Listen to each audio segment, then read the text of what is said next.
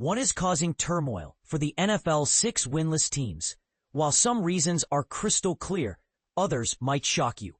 After evaluating the undefeated squads in our latest Pick 6 piece, it's time to turn our attention to those struggling on the opposite end of the spectrum. The 6 teams currently sitting at 0-3. The Houston Texans, Miami Dolphins, New Orleans Saints, New York Giants, New York Jets, and Tennessee Titans find themselves with a combined record of 0-18 at the start of this season, with at least 2 of these teams guaranteed to drop to 0-4 soon.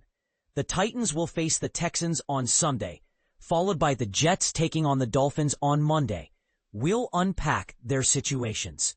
These teams are presented according to their preseason win totals, along with an analysis of their performance across essential areas, a notorious trait each possesses, and visual representations that illustrate their struggles.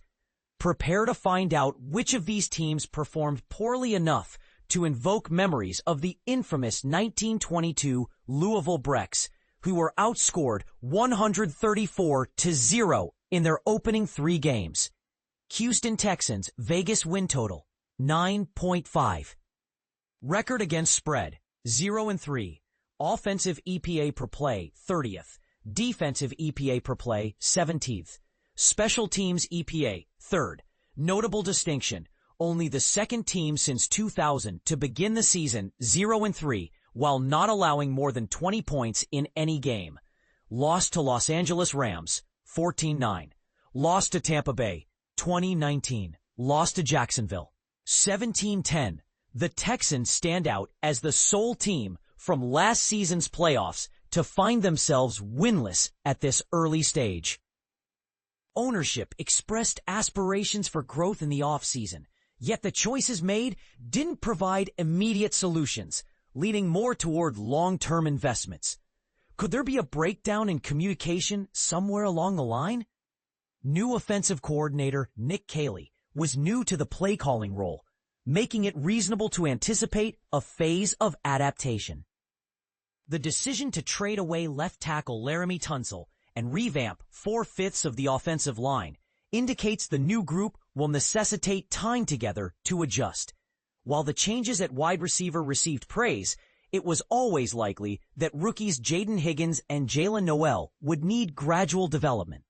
Houston shows signs of a different offense and might improve in time, though visible progress isn't apparent on the horizon just yet. The moves along the offensive line appear more focused on subtraction rather than enhancement. Current rankings place the offense at 30th in EPA per play, a decline from last year's position at 25th. With Joe Mixon absent, the Texans' running backs have generated fewer explosive runs with a reduced success rate. There's a possibility that third-year quarterback C.J. Stroud is not developing as hoped.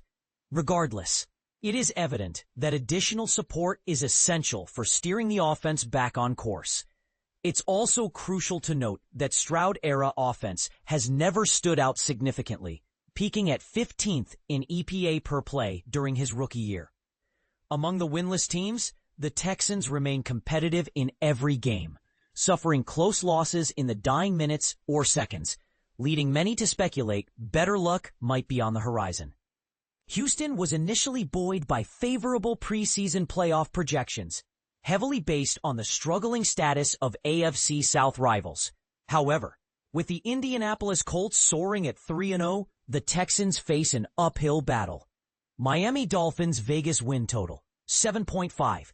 Record against spread 1-2. Offensive EPA per play 18th. Defensive EPA per play 32nd. Special teams EPA 14th. Notable distinction: the first NFL team since the 1922 Louisville Brecks to concede over 30 points in each of the first 3 games without forcing a turnover, per Pro Football Reference.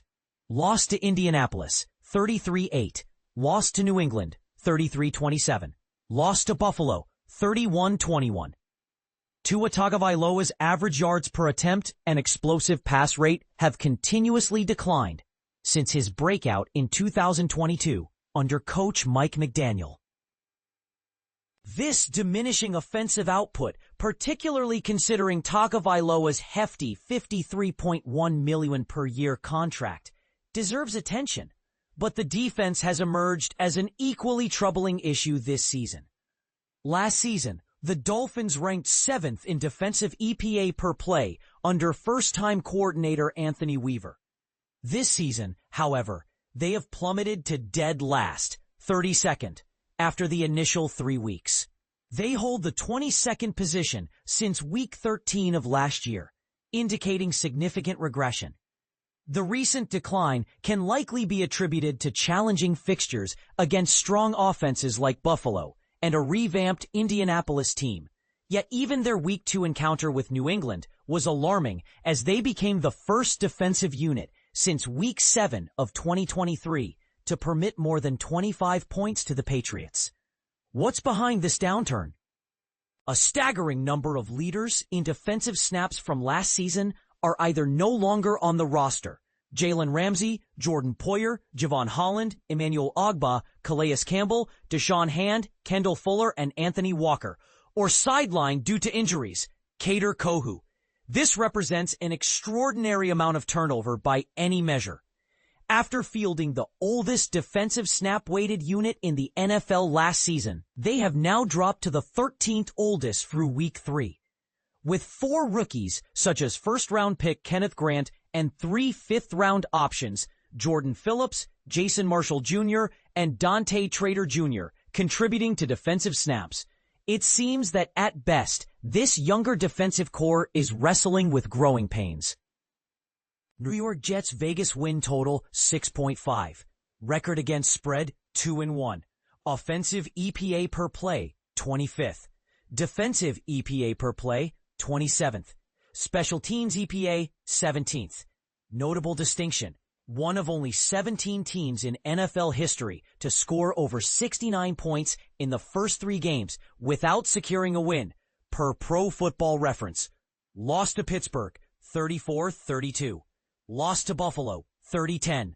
Lost to Tampa Bay, 29-27. The Jets are unique this season, as they have faced 3 projected playoff teams within the first 3 weeks.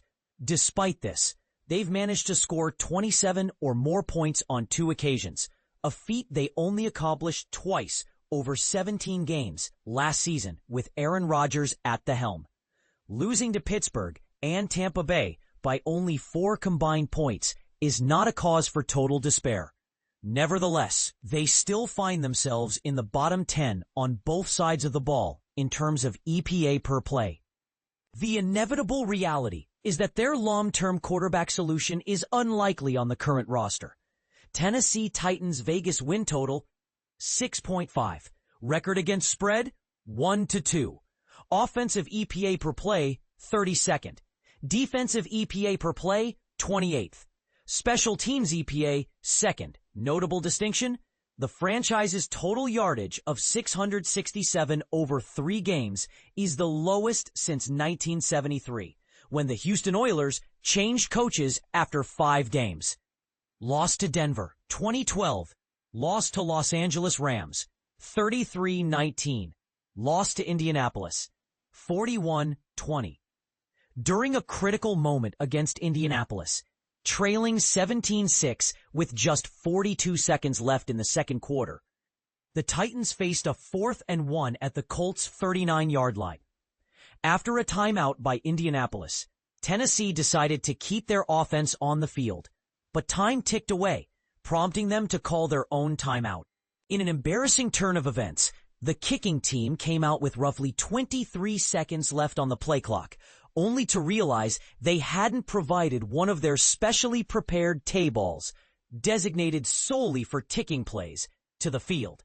The ensuing confusion resulted in a delay of game penalty that turned a potential 57-yard attempt into a 62-yarder, which was promptly blocked by the Colts. Indianapolis capitalized by scoring their own field goal before the half, extending their lead to 20-6. This incident followed another questionable decision where Coach Brian Callahan called for a long 64-yard attempt that narrowly missed. It's worth noting that only 2 weeks prior, Callahan admitted to not knowing that securing one elbow down inbounds is sufficient for a completed catch. Errors like these add fuel to the fire when it comes to coaches facing job insecurity, especially when alignment with the front office and coaching staff is lacking. The situation in Tennessee further complicates matters, as the front office, coaching staff, and highly drafted quarterback are operating on slightly disjointed timelines. The GM didn't select the coach. The chaos that resulted in the aforementioned penalty was just the latest example of poor in-game management that has followed recent changes within the Titans organization. Coach Brian Callahan has recently handed over play-calling duties to quarterbacks coach Bo Hardegree, meaning that rookie #1 pick Cam Ward will now have a new offensive play caller less than 4 games into his NFL career. This certainly won't help.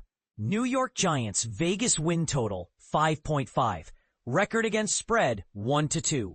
Offensive EPA per play 22nd. Defensive EPA per play 30th. Special teams EPA 13th. Notable distinction: this marks the 10th team since 2000 with more red zone drives ending in downs 3 than touchdowns 2 in their initial 3 games. Lost to Washington 21-6. Lost to Dallas, 40-37. Lost to Kansas City, 22-9. Amid the attention directed at the Giants' inconsistent offense, their defense has fared even worse, allowing touchdowns on 8 of 10 red zone drives, with Kansas City even managing a field goal on one of the remaining 2 drives. The collective effort has led the team to a dismal 0-3 start. The imminent shift from Russell Wilson to rookie first-round draft pick Jackson Dart at quarterback signals a reset for the rest of the season. While Dart is likely to have his share of highs and lows, the Giants may not see immediate success.